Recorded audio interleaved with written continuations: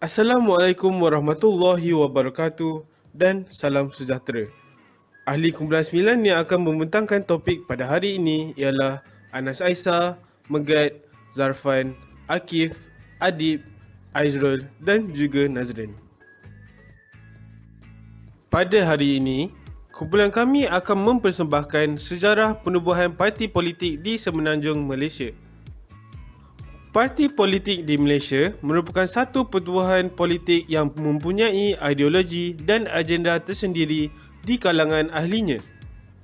Matlamat utama untuk menjadi dan membentuk kerajaan supaya ideologi mereka boleh dijadikan sebagai dasar kerajaan yang akan diamalkan oleh setiap rakyat.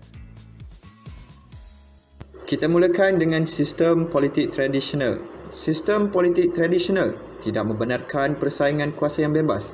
Oleh itu, Sultan dilantik untuk mentadbir dan mempunyai kuasa yang mutlak. Kesetiaan rakyat dan kedaulatan raja-raja turut dijunjung. Derhaka kepada raja atau sultan adalah satu kesalahan yang besar. Walau bagaimanapun, kuasa sultan mula terhakis disebabkan oleh kemasukan penjajah. Penjajah telah memperkenalkan sistem residen selepas perjanjian Pangkor 1874. Residen ialah pegawai British yang dilantik untuk menasihati Sultan dalam semua perkara kecuali berkaitan agama Islam dan adat istiadat Melayu. Seterusnya, penubuhan Malayan Union. British meluaskan kuasanya melalui penubuhan Malayan Union yang diperkenalkan pada 1 April 1946. Peristiwa ini menjadikan tanah Melayu sebagai sebuah tanah jajahan. Kuasa Sultan turut dimansuhkan. Kebangkitan rakyat menyebabkan UMNO ditubuhkan bagi menentang Malayan Union. Tentangan hebat menyebabkan Malayan Union dimansuhkan dan digantikan dengan Persekutuan Tanah Melayu. Saya akan membentangkan sejarah ringkas penubuhan UMNO. UMNO ditubuhkan semasa Kongres Melayu Setanah Melayu di Kelab Sultan Selangor, Kuala Lumpur pada 11 dan 12 Mei 1946. Datuk Onn Jaafar merupakan presiden UMNO pertama dan tujuan UMNO ditubuhkan adalah untuk menentang penubuhan Malayan Union oleh pihak British. Tentangan hebat orang Melayu berjaya memansuhkan Malayan Union dan digantikan dengan Persekutuan Tanah Melayu pada tahun 1948. Pada awal tahun 1950-an, peristiwa penting telah berlaku apabila UMNO bergabung bersama MCA mewujudkan parti perikatan dengan mengamalkan perkongsian kuasa antara Melayu dan Cina. Pada tahun 1951, Datuk Onn Jaafar meletak jawatan dan keluar daripada UMNO kerana cadangannya ditentang oleh sebahagian besar ahli UMNO dan rakyat tempatan. Beliau kemudian digantikan oleh Tunku Abdul Rahman selepas memenangi pilihan raya 1952. Presiden UMNO sekarang adalah Datuk Seri Dr. Zahid Hamidi yang menggantikan Datuk Seri Najib.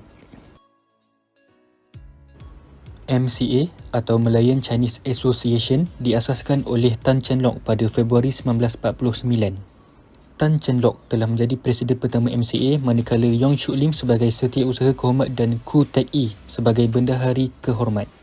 Matlamat utama penubuhan MCA adalah untuk, pertama, melindungi kepentingan sosial, ekonomi, politik dan budaya masyarakat Cina. Kedua, menyatukan orang-orang Cina di Tanah Melayu. Ketiga, melindungi hak-hak dan kepentingan orang Cina. Keempat, bekerjasama dengan kerajaan untuk menentang komunisme dan akhir sekali bekerjasama dengan bangsa-bangsa lain untuk memperoleh kemerdekaan untuk Tanah Melayu. Saya akan menyerahkan tentang Parti Perikatan. Setelah menyedari kesusahan yang harus dilalui untuk mendapatkan kebebasan, akhirnya para pemimpin Melayu membawa masuk masyarakat bukan Melayu untuk berjuang bersama-sama.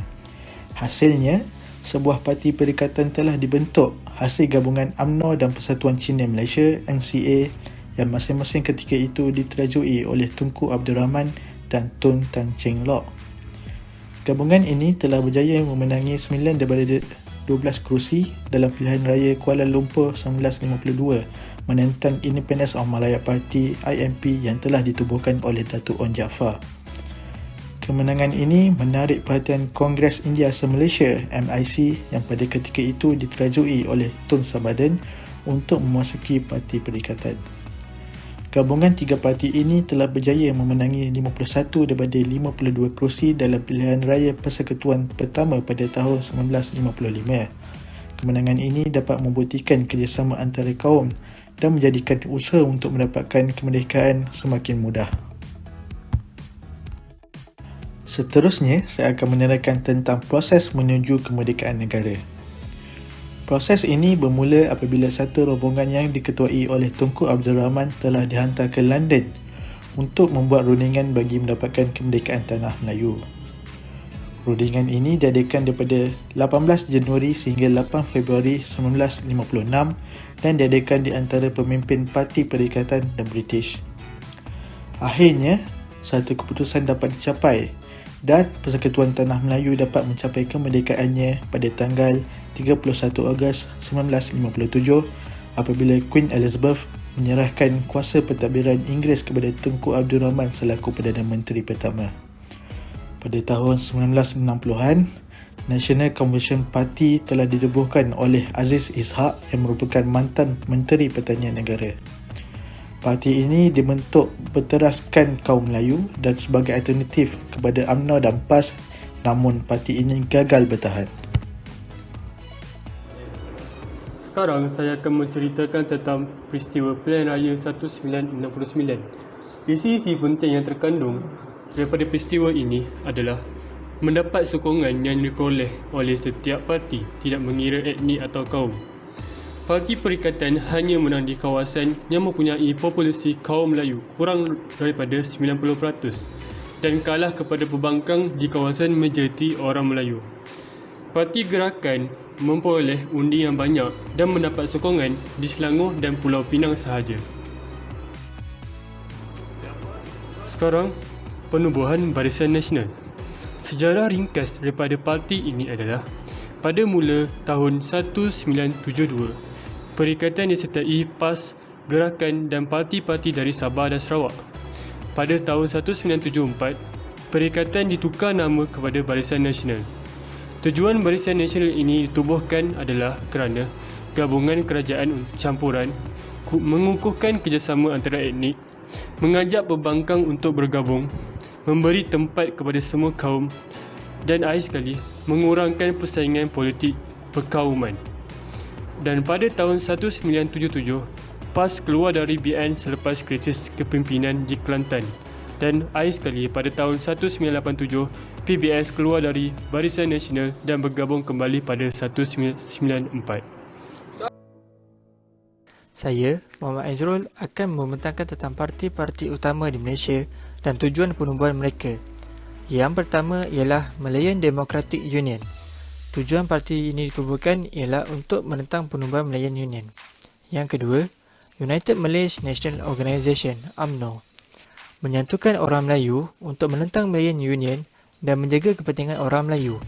Yang ketiga, Malayan Indian Congress (MIC), menjaga kepentingan orang India di tanah Melayu dan memperjuangkan kemajuan politik bersama. Yang keempat, Majlis Tindakan Bersama Tanah Melayu (AMCJA), menentang perlembagaan Tanah Melayu serta menyatukan Singapura dan Tanah Melayu. Seterusnya, Hizbul Muslimin, menubuhkan kerajaan Islam di Tanah Melayu yang merdeka. Kemudian, Parti Negara, mendapatkan kemerdekaan di Tanah Melayu dalam masa 5 tahun. Seterusnya, Malayan Chinese Association (MCA), menjaga kepentingan politik kaum Cina di Tanah Melayu dan mengusir komunis di Tanah Melayu. Seterusnya, Parti Islam Setanah Melayu (PAS), menjadikan Tanah Melayu sebagai negara Islam. Dan yang terakhir sekali, Parti Kemerdekaan Tanah Melayu (IMP), menggesa untuk Tanah Melayu mencapai kemerdekaan pada tahun 1961. Selain itu, ialah pembangunan politik. Matlamat utama pembangunan politik ialah untuk pembinaan negara bangsa. Negara bangsa ialah satu konsep atau bentuk kenegaraan yang memperoleh pengesahan politiknya dengan menjadi sebuah entiti yang berdaulat bagi satu bangsa sebagai satu wilayah yang berdaulat. Ini dapat dibuktikan melalui wilayah yang mempunyai sempadan pemerintahan atau kerajaan, warga negara dan bangsa. Ini dapat dicapai melalui penerapan dasar awam dan juga pemupuan semangat nasionalisme, melalui lagu dan bendera kebangsaan serta perayaan Hari Kemerdekaan. Terdapat usaha untuk mewujudkan negara bangsa dengan mengambil kira 4 faktor, iaitu kesan penjajahan, contohnya negara kita dijajah oleh British. Kedua, kepelbagaian etnik di Malaysia. Ketiga, gabungan wilayah, contohnya penggabungan Semenanjung Tanah Melayu dan juga Sabah Sarawak. Dan yang terakhir, gabungan kerajaan, iaitu penggabungan parti-parti politik yang kecil untuk membentuk sebuah kerajaan. Bagi aspek demografi pula, ianya mempunyai pengaruh kuat terhadap demografi politik, khasnya dalam pilihan raya. Demografi bermaksud kajian tentang ciri-ciri perkembangan penduduk, contohnya dari segi saiz, populasi, kepadatan dan taburan umur di sesuatu tempat dalam satu masa. Jumlah ahli dalam parti politik dan jumlah pengundi di sebuah kawasan mempengaruhi kemenangan sebuah parti. Contohnya, komposisi dan taburan penduduk di sebuah kawasan akan menentukan parti yang mana akan mewakili kawasan tersebut melalui undian majoriti. Akhir sekali, terdapat kesan-kesan hubungan etnik dalam penubuhan politik. Antaranya ialah gabungan parti politik mewujudkan kestabilan politik sejak merdeka. Contohnya, kerajaan yang dibentuk melalui pelbagai parti politik melalui pelbagai kaum untuk membina sebuah kerajaan. Seterusnya, pengkongsian kuasa memberikan kepuasan kepada pelbagai etnik. Dan yang terakhir, parti politik yang mewakili etnik dapat bekerjasama untuk menjalankan pentadbiran serta pembangunan negara. Terima kasih.